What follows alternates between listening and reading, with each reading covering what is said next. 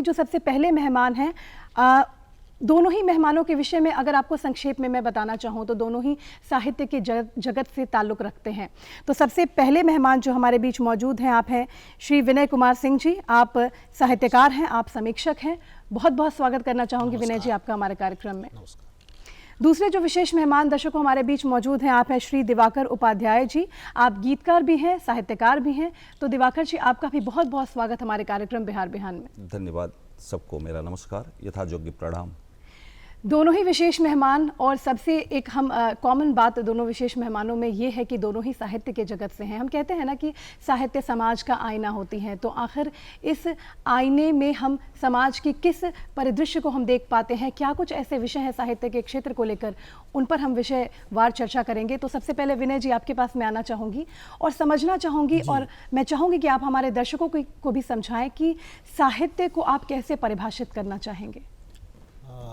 यो तो आपने साहित्य की एक पूर्व की परिभाषा कहा है कि साहित्य समाज का दर्पण है, और उस दर्पण में हम समाज की छवि को देखते हैं। मैं इसको थोड़ा और भी आगे बढ़ाना चाहूँगा कि साहित्य सच्चे अर्थों में मानव के जीवन के स्वरूप का निर्धारण करता है। वह मनुष्य के जीवन को बदलने में अहम भूमिका अदा करता है।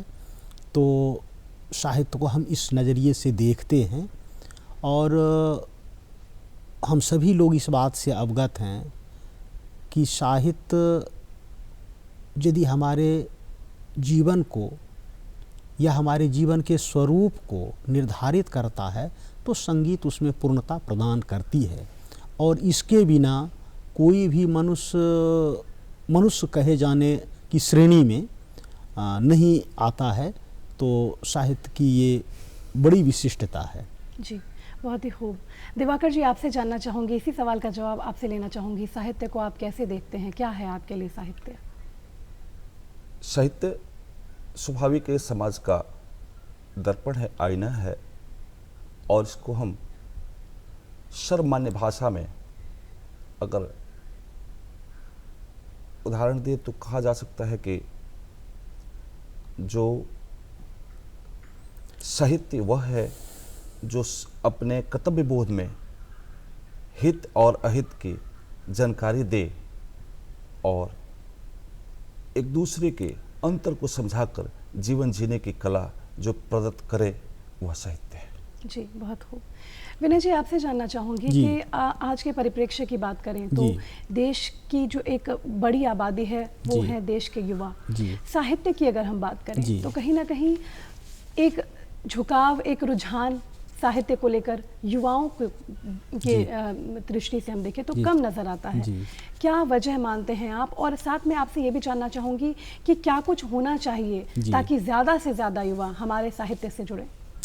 देखिए, इसको हम थोड़ा अलग नज़रिए से भी देखने का प्रयास करें।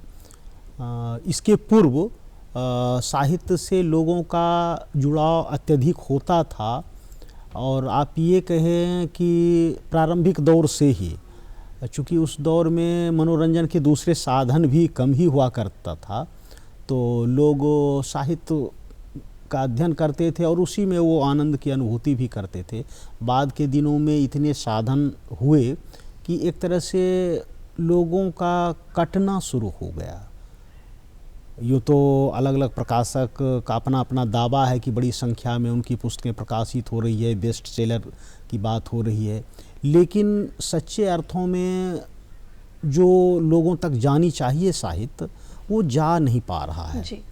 और सोशल मीडिया के आने से ये दोनों ही विरोधाभास आपको देखने को मिलेगा कि जितने भी लोग सोशल मीडिया पर हैं, यदि आप उनके पोस्ट को देखेंगे तो आपको लगेगा कि सभी तो साहित्यकार ही हैं। और इसका दूसरा नकारात्मक पक्ष है कि जो हमारे यहाँ सच्चे अर्थों में साहित्य का सृजन किया जा रहा है, या पूर्व के जो हमारे परवर्ती साहित्यकार हैं, तो उस साहित्य का जो अध्ययन होना चाहिए सम्यक, वह नहीं हो पा रहा है।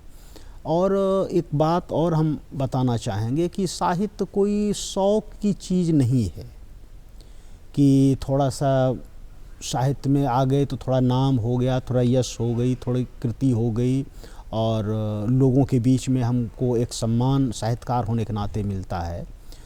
बल्कि साहित्य एक प्रतिबद्धता की भी चीज़ है। बिल्कुल। हम यदि यह नहीं समझते हैं कि हम जो सृजन कर रहे हैं, हमारे सृजन का मूल उद्देश्य क्या है, यदि सृजन का मूल उद्देश्य व्यक्तिगत मान, सम्मान, पद, प्रतिष्ठा, पुरस्कार और सम्मान है, और इस लिहाज से यदि कोई लिख रहा है, तो मेरी दृष्टि में वो सही अर्थों में सच्चा साहित्य का सृजन नहीं कर पाएंगे। यदि उसके अंदर यह जिजीविषा होगी कि नहीं, मेरी जो प्रतिबद्धता है वह समाज के विशाल बहुसंख्यक ऐसे लोगों के प्रति है जिनकी बातों को अब तक सुनी नहीं जा सकी है, और उसकी आवाज़ आप बनने का प्रयास करते हैं, उसके दुख और दर्द को आप अभिव्यक्त करते हैं, तभी आप सच्चा साहित्य रच सकते हैं। जहाँ तक युवाओं का सवाल है, हमारे युवा पीढ़ी में वो रातों रात जो एक चमक है वो प्राप्त करने की जो लालसा है, वो उसी के नज़रिए से इसको लेते हैं। इसलिए युवाओं में और दूसरा यह है कि इस क्षेत्र में करियर के लिहाज से आप कह सकते हैं कि बहुत उज्जवल नहीं है। कोई भी सभी लोग साहित्य की तारीफ करेंगे, लेकिन कोई नहीं चाहता कि उसके परिवार का कोई सदस्य साहित्यकार हो, क्योंकि उसे बहुत कठिन दौर से गुजरना पड़ता है। अब जो अलग अलग क्षेत्र में हैं या सरकारी सेवा में तो उसकी बात हम नहीं कर सकते, लेकिन जो संपूर्ण रूप से साहित्य के लिए समर्पित होकर के काम कर रहे हैं, उसके जीवन में बहुत सी कठिनाइयों का सामना करना पड़ता है। इसलिए इस ओर कम लोगों का झुकाव हम देख रहे हैं। बिल्कुल, बहुत सही बात कही आपने। दिवाकर जी, आपसे जानना चाहेंगे, आप गीतकार भी हैं, साहित्यकार भी हैं, बहुत सारी ऐसी आपकी रचनाएं हैं जो बहुत ही काबिल तारीफ हैं। हम चाहेंगे कि आप कुछ रचनाओं को हमारे दर्शकों के साथ साझा करें। चलिए शुरू करते हैं हम अपनी एक भोजपुरी रचना ज़िंदगी के विषय में। तो एक गज़ल से शुरुआत करते हैं जी। इरशाद कि जिंदगी क्या है।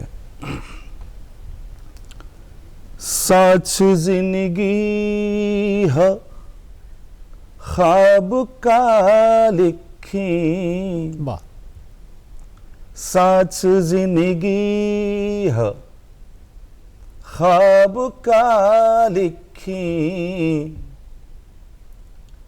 नइखे जोड़ा जवाब का लिखी। क्या बात है, बढ़िया। नइखे जोड़ा जवाब का लिखी, पाके तहरे से तरबतर बानी, पाके तहरे से तरबतर बानी,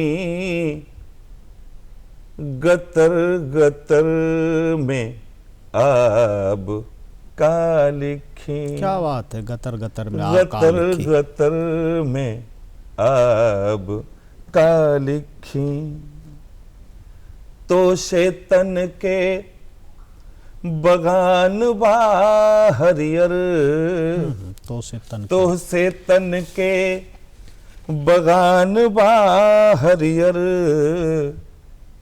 तोहरे खुशबू गुलाब का लिखी। वाह, शानदार। तहरे खुशबू गुलाब का लिखी। विनय जी, आपसे जानना चाहूँगी, आप साहित्यकार भी हैं, समीक्षक भी हैं, जी। आलोचक भी हैं। जानना चाहूँगी आपसे कि साहित्य में समीक्षा और आलोचना का क्या महत्व होता है? आपने बढ़िया प्रश्न किया है। आलोचना और समीक्षा का साहित्य में बहुत ही महत्व है इस दृष्टि से कि पहली बात तो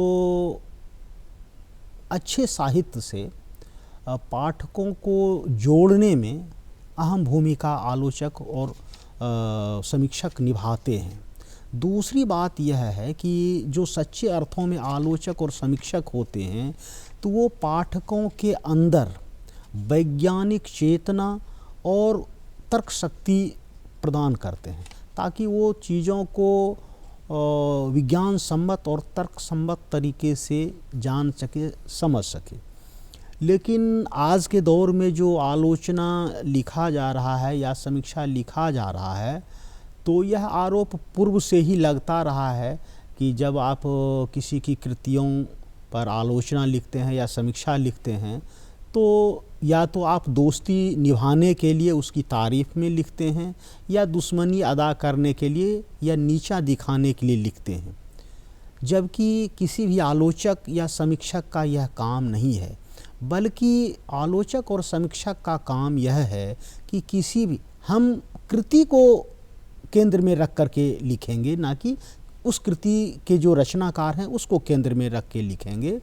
जब हम कृति को केंद्र में रख के लिखेंगे तो हम यह देखेंगे कि उसमें सही मायने में समाज को नई दिशा देने की जो दृष्टि है वह है या नहीं, वह समाज को किस दिशा में ले जाना चाहता है। यदि वह प्रतिगामी सोच और प्रतिगामी विचार उस साहित्य में है तो हम उसकी आलोचना करेंगे, लेकिन समाज विकास की प्रक्रिया को आगे बढ़ाने में यदि वह साहित्य सहायक सिद्ध होता है तो मैं उसकी प्रशंसा करूँगा, उसको झुक झुक कर सलाम करूँगा। लेकिन आज इस तरह का कम हो रहा है। दूसरी मैं बात जो कहना चाह रहा हूँ कि पूर्व के जो हमारे आलोचक और समीक्षक होते थे वो बड़े अध्येता होते थे। वे अपने प्रवर्ती साहित्यकारों को पढ़ते थे, समकालीन साहित्यकारों को पढ़ते थे और तुलनात्मक दृष्टि से यह बताने का हर संभव प्रयास करते थे कि इसमें क्या कुछ बेहतर है, और यदि उसमें कुछ त्रुटि या कमी होती थी तो उसके ओर भी वो इशारा करते थे, ताकि रचनाकार उससे सबक लें और उस आने वाली जो उसकी कृति होगी वह उससे और बेहतर होगा। लेकिन आज दुखद यह है कि यदि किसी रचनाकार की किसी कृति की आप सही अर्थों में आलोचना लिखेंगी या उसकी समीक्षा लिखेंगी तो वो आपसे नाराज़ हो जाएंगे। नाराज़ होने का मुख्य कारण यह है कि उनको लगेगा कि इन्होंने तो मेरी आलोचना कर दिया, जबकि इन्हें प्रशंसा करनी चाहिए। लोग प्रशंसा के भूखे हैं और आज हो यह रहा है, यह साहित्य के लिए अच्छा नहीं है। वो ये है कि आज किसी रचनाकार की पुस्तक प्रकाशित ही नहीं हुई या उसका लोकार्पण भी नहीं हुआ है और वो एक तरह से लॉबिंग किया जाता है अपने जो जुड़े हुए लोग हैं, और उससे उसकी समीक्षा पूर्व से ही लिखवा के रखी जाती है। और जैसे ही उस पुस्तक का लोकार्पण हुआ आपको पता चलेगा कि कई पत्र पत्रिकाओं में उस पुस्तक की समीक्षा आ रही है। तो सही अर्थों में यह काम किसी आलोचक और समीक्षक का नहीं है। और यदि इस तरह से लिखा जा रहा है या इस तरह से चीज़ें प्रकाशित हो रही है तो वह साहित्य को एक तरह से नुकसान ही पहुंचा रहा है। और आज यह दौर है, इस दौर में बहुत कम आलोचक और समीक्षक हैं, चूँकि उसके खतरे भी हैं। कई बार मुझ जैसे लोगों से ये कहा जाता है कि आपसे इस तरह की कटु आलोचना की अपेक्षा नहीं थी, यानी कि वो आपसे आलोचना की अपेक्षा नहीं करते, बल्कि वह आपसे अपनी तारीफ़ की अपेक्षा करते हैं। तो यही मेरा विचार है। बिल्कुल, बहुत सही बात कही आपने। आपसे जानना चाहूँगी दिवाकर जी, आप गीतकार भी हैं और जब भोजपुरी भाषा में गीतों की बात होती है तो हम भोजपुरी के शेक्सपियर कहे जाने वाले भिखारी ठाकुर जी को बिल्कुल नहीं भूल सकते, क्योंकि उनका एक बहुत ही महत्वपूर्ण योगदान हम कह सकते हैं, एक प्लेटफॉर्म उन्होंने तैयार किया शुरू से, जिस पर आज आगे की जो पीढ़ी है उस पर चल रही है। कितनी ज़्यादा प्रासंगिकता मानते हैं उनके गीतों को लेकर आज के परिप्रेक्ष्य में? साथ ही साथ आपकी कुछ रचनाएं भी सुनना चाहेंगे। भिखारी ठाकुर जी को नमन। भिखारी ठाकुर जी को शेक्सपियर कहा जाता है भोजपुरी का, किंतु शेक्सपियर और भिखारी ठाकुर जी में एक बहुत ही बड़ा गैप है। शेक्सपियर अपने राज्य के प्रति राजाओं के लिए लिखते थे और हमारे शेक्सपियर कहे जाने वाले भिखारी ठाकुर जी निचले तबके और विशेषकर उनके केंद्र में, उनके लिखने के केंद्र में नारी रही है। नारी की व्यथा, समाज की कुरीति और दलित और दबे कुचले लोगों को आगे लाने का उन्होंने प्रयास किया है। इस दृष्टि से, प्रासंगिकता की दृष्टि से हमारे भिखारी ठाकुर जी की प्रासंगिकता सदैव बनी रहेगी। हमारी प्रासंगिकता रहे या न रहे, लेकिन अमरत्व को प्राप्त हो गए हैं भोजपुरी के लिए हमारे भिखारी ठाकुर जी, उनको मेरा नमन है। साथ ही साथ आपकी एक रचना भी सुनना चाहेंगे। चलिए, एक माई के बिना संभव नहीं कि कुछ हो। हम भोजपुरी के लोग हैं, ऐसे माई पर 2-4 पंक्ति के एगो सवैया।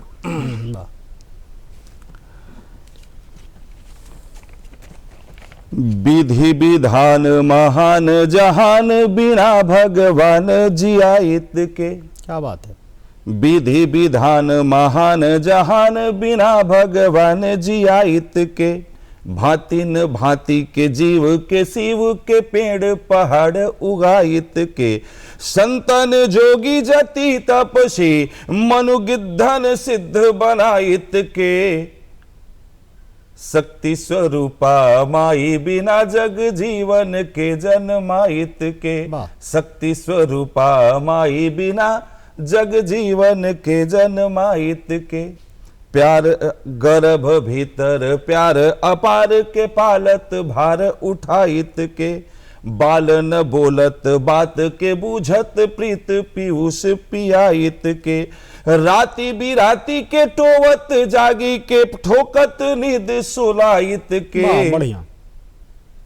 शक्ति स्वरूपा माई बिना जग जीवन के जन्माइत के। सब निज त्यागी जीवन लागी दुख ले सुख लुटाइत के। पून के चून के बून आखुन के दूध बनाई पियाइत के। गीला किए बिनु मूत पशुति के। गीला किए बिनु मूत पशुति के। सुखल तो है सुताइत के। क्या बात। शक्ति स्वरूपा माई बिना जग जीवन के जन्माइत के। निख दियाई न बाप न माई के पूतन प्रीत पियाइत के। बाप मतारी बिना अवतारी के तारी उतारी लियाइत के। दिवाकर लाखन भूल के भूली के माई बिना अपनाइत के। शक्ति स्वरूपा माई बिना जग जीवन के जन्माइत के। शक्ति स्वरूपा माई बिना जग जीवन के जन्माइत के। बहुत ही खूबसूरत एक एक भाव का चित्रण शब्दों के माध्यम से जो आपने अपने गीत में किया है। वाकई माँ को हम जगत जननी कहते हैं और माँ से बड़ा कोई नहीं होता। हम कहते भी हैं कि माँ हमारे जीवन की पहली गुरु होती हैं, पहली शिक्षिका होती हैं। जन्म से लेकर जब हम बहुत ज़्यादा उम्र में भी पहुँच जाते हैं, लेकिन अगर आपकी माँ है तो माँ के सामने हमेशा आप एक शिशु की तरह ही रहते हैं। इसका कोई एक हम कह सकते हैं जोड़ नहीं है विश्व में इस रिश्ते का। विनय जी, आपसे जानना चाहेंगे, बहुत ही अहम सवाल है आपके लिए। सवाल यह है कि साहित्य समाज को दिशा देने के लिए, हमारे देश के आदर्शों को आत्मसात करने के लिए प्रेरित करता है। इस बात से आप कितना ज़्यादा इत्तेफाक रखते हैं? देखिए, ये तो स्वाभाविक है, इत्तेफाक तो रखना है। एक चीज़ जो आपने कहा है कि वो कैसे हमें दिशा प्रदान करता है। अब देखिए कि दो बात, एक और हम ये यदि कह रहे हैं कि साहित्य समाज का दर्पण है, और दूसरी बात यह प्रेमचंद जी कहते हैं कि साहित्य राजनीति के आगे आगे चलने वाली मसाल है। यानी कि यह बात तब कही गई थी जब हमारा देश गुलाम था, और कैसे उन्होंने राजनीति को दिशा दी जी। इसलिए उन्होंने उसको मसाल कहा। आप देखेंगे कि जब हमारे देश में राष्ट्र आंदोलन का सूत्रपात हुआ तो उस काल के जो भी रचनाकार हुए वो न सिर्फ वो साहित्य के माध्यम से उस राष्ट्र आंदोलन को गति प्रदान कर रहे थे, बल्कि स्वयं उस आंदोलन में वो शरीक भी हुआ करते थे। आप जिस किसी भी साहित्यकार का आप नाम लें, चाहे प्रेमचंद जी का नाम लें, माखनलाल चतुर्वेदी जी का नाम लें, उस दौर के जो भी रचनाकार थे, चाहे सुभद्रा कुमारी चौहान, उस दौर के जो भी रचनाकार थे, वो सिर्फ ना भारत की गुलामी की जंजीरों को तोड़ने के लिए लिख रहे थे, बल्कि उस राष्ट्र आंदोलन में वो स्वयं भी शामिल हो रहे थे। बाद के दिनों में भी यदि आप देखते हैं, आज़ादी के बाद के दिनों के बाद को हम यदि कहें तो उसमें एक बड़ा नाम आता है, वह है फणीश्वर नाथ रेणु जी का। और समाजवादी आंदोलन में वे स्वयं शरीक होते हैं। न सिर्फ समाजवादी आंदोलन में शरीक होते हैं भारत में, बल्कि नेपाल में चलने वाले जो क्रांति है, नेपाली क्रांति में भी वो शामिल होते हैं।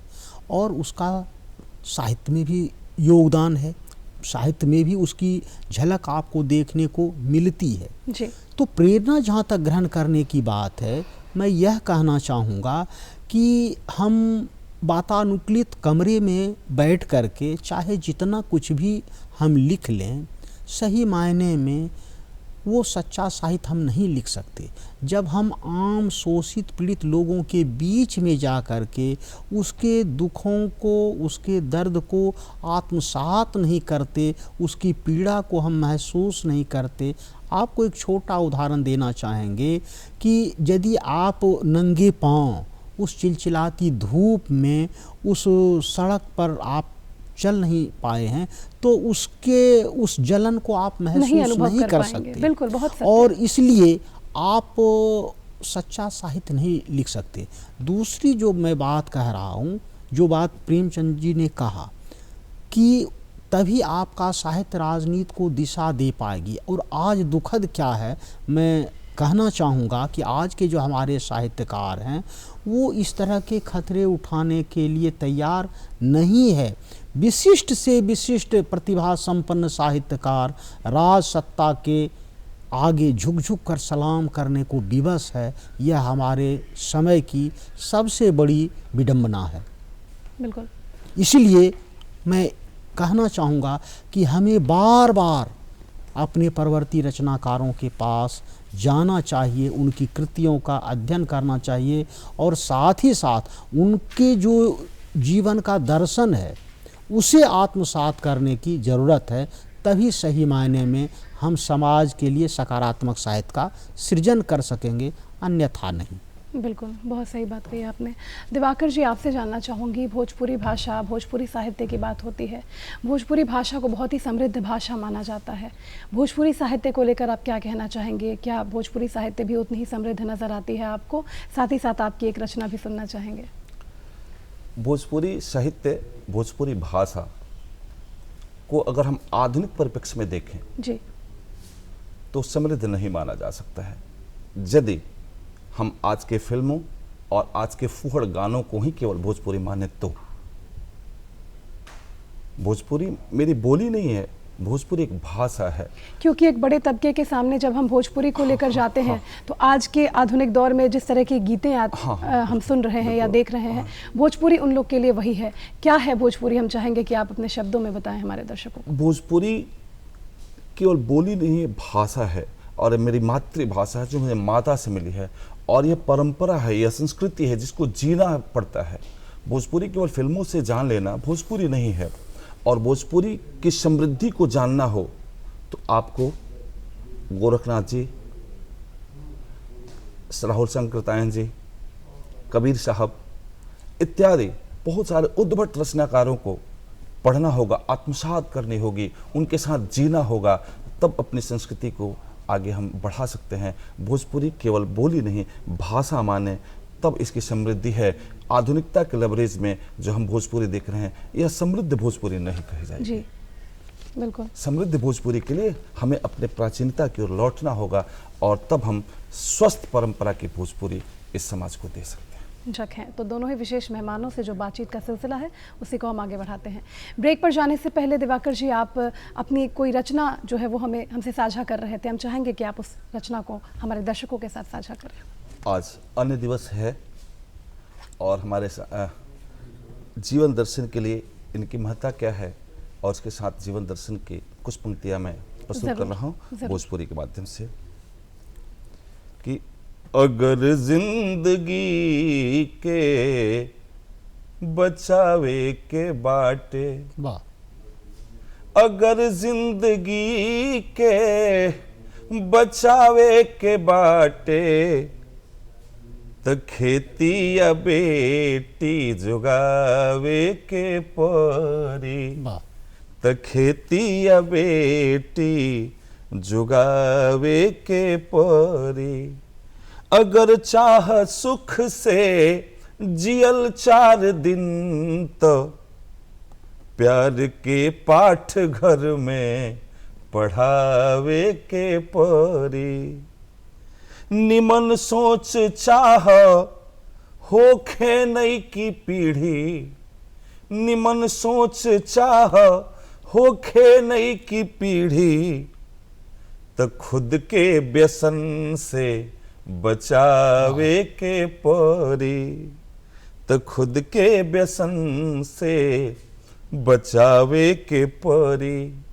हवा शुद्ध पानी मिले सांस नीमन, हवा शुद्ध पानी मिले सांस नीमन, तो धरा पेड़ पौधा लगावे के परी, धरा पेड़ पौधा लगावे के परी। घर देश के तू, घर देश के तू भलाई जो चाह, तो स्वार्थ से खुद के उठावे के परी। अहम के बहम गांठ मन मीठ करके, अहम के बहम गांठ मन मीठ करके, जाति पाति के झगड़ा मिटावे के परी। अपना कर्म से धर्म के निभावत, अपना कर्म से धर्म के निभावत, अनहरो आँखि सपना सजावे के परी, अनहरो आँखि सपना सजावे के परी। अन्हरा अन्हारा मिटा के जो चाह तू अजोरा, अन्हारे मिटा के जो चाह तू अजोरा, तो खुद के दिवाकर जरावे के परी। क्या बात है। तो खुद के दिवाकर जरावे के परी, तो खेती या बेटी जुगावे के परी। खेती या बेटी जुगावे के पड़ी। वाकई हर एक गीत में आपके एक नया संदेश है। अगर हम उस संदेश को समझना चाहें, हर एक गीत में अपनी एक खास बात है। विनय जी, क्योंकि वक्त की थोड़ी सी कमी है हमारे पास, लेकिन चलते चलते एक बहुत महत्वपूर्ण सवाल है साहित्य को लेकर और हमारे समाज को लेकर, जो मैं आपसे ज़रूर करना चाहूँगी कि समाज को एक बेहतर दिशा देने में आपको क्या लगता है साहित्य किस तरीके से काम कर रहा है? देखिए, समाज को सही दिशा देने में प्रत्येक काल में साहित्य की अहम भूमिका रही है, इस बात से इनकार नहीं किया जा सकता। मैं कुछ एक रचनाकारों का यदि आप कहें तो हम मतलब नाम भी उद्धृत करना चाहेंगे, जो युवा हैं और समाज को नई दिशा देने में बेहतर भूमिका अदा कर रहे हैं। उनमें से कुछ नाम मैं बताना चाहूँगा, जैसे कि एक अरुण नारायण जी हैं, आपके प्रशांत विपल्लवी जी हैं, बाल मुकुंद जी हैं, या कवित्री में नताशा जी हैं, ज्योति स्पर्श जी हैं। तो ये लोग सचेतन रूप से साहित्य को समृद्ध कर रहे हैं और समाज को नई दिशा देने में अहम भूमिका निभा रहे हैं। ये मैं सिर्फ बिहार के परिप्रेक्ष्य में कह रहा हूँ, ऐसा नहीं है कि आप इसको दूसरे अर्थ में लीजिएगा। और भी दूसरे प्रांतों में नई पीढ़ी में भी सचेतन रूप से लिखने वाले महत्वपूर्ण युवा पीढ़ी आ रहे हैं, जो कि समाज को नई दिशा देने में अपनी अहम भूमिका अदा कर रहे हैं। मुझे मतलब यह उम्मीद है कि आने वाले दिनों में समाज को बेहतर बनाने में हमारे युवा साहित्यकारों की अहम भूमिका होगी। बहुत ही खास बात, बहुत ही विशेष बात कही आपने। आप दोनों मेहमान हमारे कार्यक्रम में आए और आपने इतनी सारी गूढ़ बातें साहित्य विषय को लेकर की, साहित्य को लेकर की, बहुत बहुत शुक्रिया करना चाहेंगे दोनों ही मेहमानों का हमारे कार्यक्रम में आने के लिए। बहुत बहुत धन्यवाद आपका और दूरदर्शन परिवार का। तो दर्शकों, ये थे हमारे दो विशेष मेहमान आज के, दिवाकर उपाध्याय जी गीतकार एवं साहित्यकार और विनय कुमार सिंह जी साहित्यकार और समीक्षक, जिनसे बातचीत के क्रम में हमने यही जाना कि कहीं ना कहीं साहित्य हमारे समाज को परिष्कृत करने का काम करती है। वाकई इसके गहन अध्ययन की ज़रूरत है। फिलहाल आज के बिहार बिहान के कार्यक्रम में इतना ही, लेकिन चलते चलते आप नोट कर लीजिए हमारा पता, क्योंकि हमारा पता नोट करना आपके लिए ज़रूरी है। हमारा पता है निदेशक DD बिहार, दूरदर्शन केंद्र पटना, फ्रेजर रोड पटना 8000001।